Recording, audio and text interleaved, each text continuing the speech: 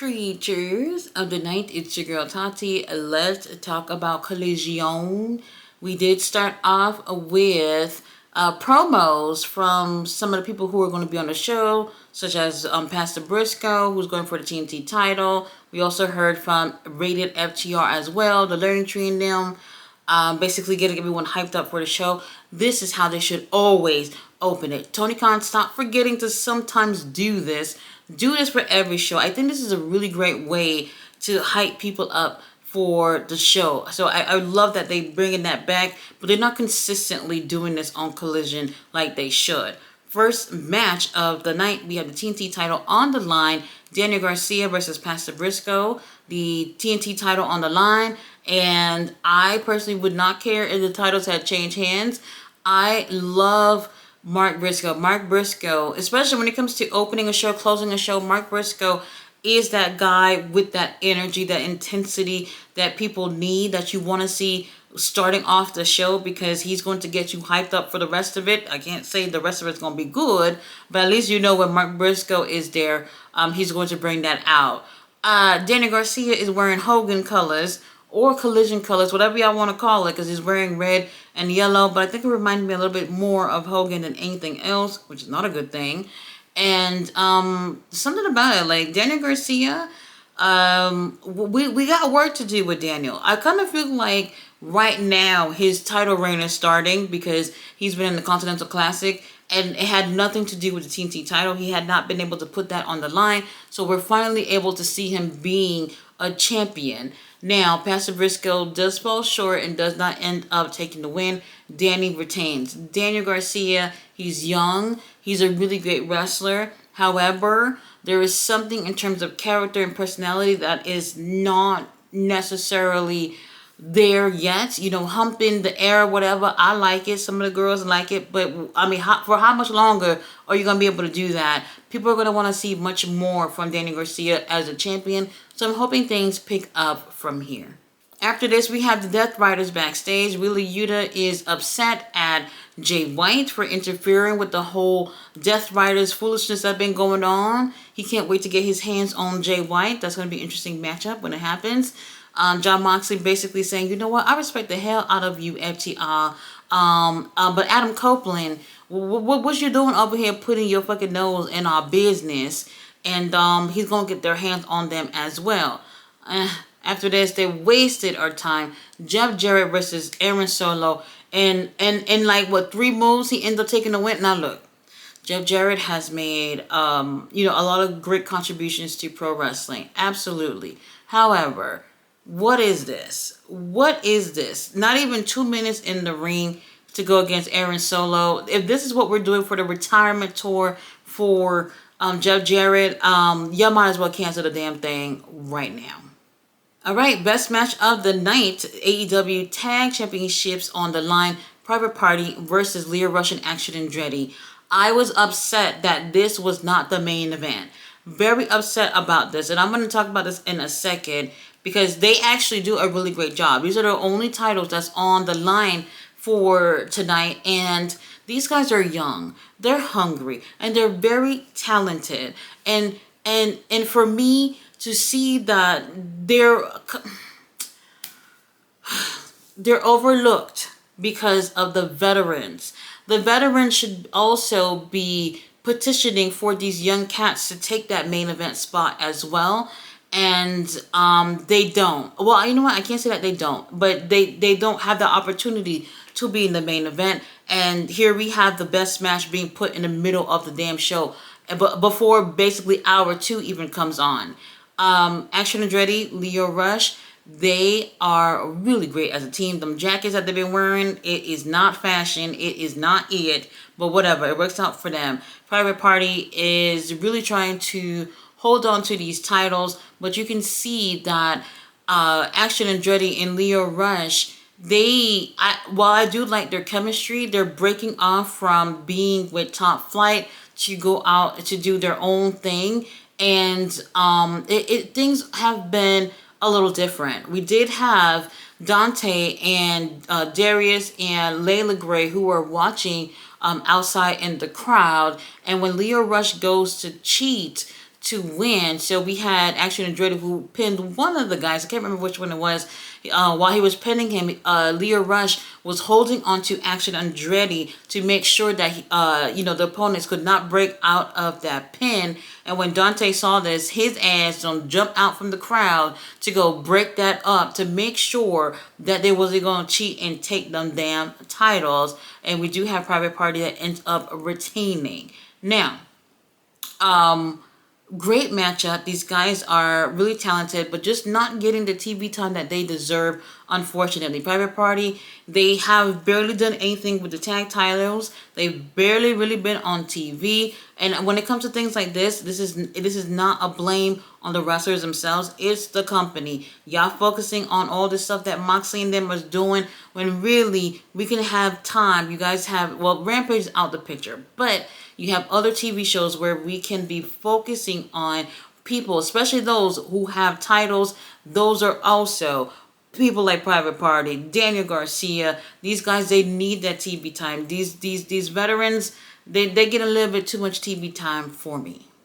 After this, we do have Adam Copeland, who has some words for Jon Moxley, basically letting him know that he is coming after them for all the shit that they've done. And while he's talking, he's getting interrupted by the Nueve, Chris Jericho. Yeah, over it. I can care less about whatever's going on with that. After this, we do have Toni Storm versus Deonna Purrazzo in a shorter match. Unfortunately, we do have Toni Storm end up taking the win with I guess like a roll up type of win. Even with Taya Valkyrie out there helping Deonna, she still ends up losing. I don't like this at all. These two girls, Deonna and Taya Valkyrie, they came up with a faction months ago, and they haven't been not one fucking payoff from this whole thing the whole time. And I'm just like, this is a female faction. We actually need something like this. And they've been taking nothing but L's. And I don't like that. The only time that they've actually won was a fucking squash match against people y'all found from the damn parking lot. Like, what the hell? I don't like this at all. I could understand for storyline purposes why they did this, but this right here just wasn't it for me. Now, after this drama with Christopher Daniels and Hangman, Christopher Daniels once again is trying to reassure Hangman of whatever he's trying to do. And Hangman is just like, look, I see you trying to cling on to this career of yours that don't mean a damn thing. You want to be part of this, but nobody gives a fuck. All the shit that he was saying that basically would have made anybody cry. Christopher Daniels and Hangman get into it after Hangman slaps Christopher Daniels dead in the face. And they got to the point that there was blood and everything, like there was scrapping back there. And once again, the use of security guards don't even know what the fuck is going on, so they don't even show up. But it was very interesting to see these two get into it. Now, obviously, this is going to lead into a match, but it was really, really interesting to see where this was going. To be honest, I don't know where the hell this is going, but this was actually cool to see Christopher Daniels actually doing something other than getting his ass whooped like he's been doing these past few months since he's been the EVP or general manager, whatever the hell they told him to be. And I can't wait to see where it goes. Christopher Daniels is a really, really great wrestler, and it's been a while since we've seen him in the ring. After this, we do see a little scuffle with Max Caster and Anthony Bowens. Anthony Bowens said he wanted to slap the shit out of Max Caster, but because Billy Gunn told him not to and made him promise, he's not going to do it. And Max Caster was like, man, fuck Billy Gunn. What's up, bro? You got a problem with me? Whatever the situation is, Max Caster doesn't do it for me. Anthony Bowens, he's likable, but I haven't seen much of him on his own, so I don't know where things will go. But I would like to see them break this group up once and for all. I think a lot of us are over it. After this, we have, I don't know what the fuck this is. We had a $100,000 high-speed collision 4-way match. Brian Cage versus Dante Martin versus Beast Muertos. Lord Beast Muertos! Beast Muertos, I love him so much. Versus Commando. Commando, what is Commando doing in here? Can somebody tell me what the hell Commander is doing in here? Commander just won the TV title in Ring of Honor. He got other things to do. Why is Commander in here when there's a whole bunch of people sitting out there in catering, not doing the damn thing? I have no fucking clue. Now for me, I just wanted Beast Mortos to do something because he hasn't done anything. I just wanted to win, to be honest with you. But surprise, surprise, Brian Cage actually pulls out the win. Now, Dante Martin was the person that I thought that was going to choose to win this. And what ended up happening is that, Karma's a bitch, Leo Rush, and Action Andretti gets involved, causing Dante from winning this. Even Darius Martin had to come out there after Action Andretti and Leo Rush leaves to help his little brother, or big brother, whichever one it is, since he had got attacked. So from there was really much that Dante can do. So I knew he was pretty much out from there, and it was definitely based off of the other three to win. Commander, what was the point of Commander would win this? Didn't make sense. Brian Cage ended up taking the win. Now he gets $100,000 to do what? I have no fucking clue. He recently lost the TV title, and I don't know where we're going here with Brian. He looks great, actually. I think I dig the new look that he got going on. But what's going to happen from here? I have no clue. Now, FTR back there with Rock and Roll Express, basically talking about all the matches that they've had before and to forgive them for whooping their asses or whatever. And then here comes the Outrunners, who said that they're here to collect gas money from 1982 from the Rock and Roll Express. They get into a little shouting match, and then they basically end up shaking hands or whatever. This silly shit, whatever. It's funny. And here comes the main event: Rated FTR versus the Learning Tree. And oh my God! So at Rated FTR, they got little outfits or whatever, and then here is the Learning Tree.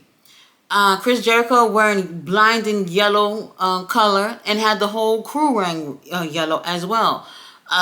Big Bill's wearing black trunks with like yellow words on it.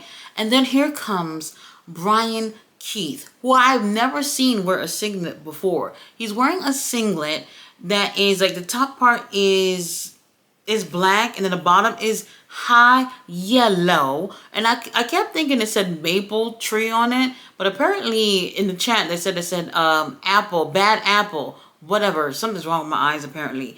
Now, the singlet, rather than it go all the way down to his ankles, like at least be under the boot, it was like high watered singlet or something, where it was just like up to his calves. And to me, I was just like, this shit don't look good on you. It looked like you took like a little like fucking middle schooler's gym uniform and put it on. It looked horrible on him. I didn't like the way he looked. And at times the match was really messy. Now these fucking multi-man matches, for the most part, they always get messy, where it just seems like everybody and their mama's here to do their thing, and it's just too much going on all at once. So for me, I couldn't get into it, unfortunately. Now, Rated FTR obviously ends up taking the win, and I was just like, okay, no interference from Death Riders, no nothing. Very interesting. Then they show backstage while Rated FTR is just about to get ready to celebrate in the middle of the ring. We see the Death Riders back there with Rock and Roll Express. They are taped up to some shit back there. They taped them all up, put tape over their mouths so they couldn't talk or breathe or whatever. And then that's when the Outrunners came over there to save them. And then they got their ass whooped by the Death Riders, and then that's when Rated FTR scurried their asses back there to go save them. But by the time they got there, Moxley and them was already gone, and they ended up helping Rock and Roll Express and Outrunners with their little injuries or whatever. The Death Riders thing, I was just like, why are we running away from the Rock and Roll Express? I mean, they like what, in their 90s or something, and y'all doing all this? The Outrunners ain't nobody. Rated FTR, something about it just kind of felt like, well, why are we running away from these people? I would say because Claudio was in Japan. Pat, we don't know where Pat at, but he wasn't there. So the numbers game was an issue, so they end up scurrying away. I keep really wanting to side with the Death Riders, and for me, sometimes I'm just feeling like I don't really know where the fuck this is going. Something about it is like I see the vision, it just has not translated well within the story. So for me, I think that myself and maybe other people who are watching right now are just kind of on the fence with where this whole thing is going. And I would say that at this point, they've been at it since Wrestle Dream, and it just hasn't gotten to where it should be. The best it's ever been was the whole thing that happened on the last episode of Rampage, and from there they have not yet been able to follow up with that and grab people's attention just like they did that night. And for something like this being their biggest story in the company, I don't think it's doing well enough. There needs to be a little bit more happening here. Now, with that being said, I still would have preferred to see the tag championships on the line on the main event because it turned out to be the better match. And like I said, these are young stars who have a lot to prove. They gave out a really great match versus the main event that got messy. And I do love Adam. FTR, we like them. Learning, treating them, we appreciate them being here as well. But they just didn't do better in terms of a match. And I get it. They have bigger names within this main event. But if that's the case, why didn't they do a better job for a main event? I just didn't really care for this to end off the show. You guys, I do appreciate y'all watching the watch-alongs with me. I appreciate you guys watching the reviews with me. I put in a lot of time with, doing these reviews and also doing these live streams as well. It's really fun, and I do appreciate any support that I do get. So please come back for the next review. I'll see you guys next week on Wednesday for Dynamite. Kenny Omega is coming back, and that's all I need in my life. I'll see you guys then. Bye.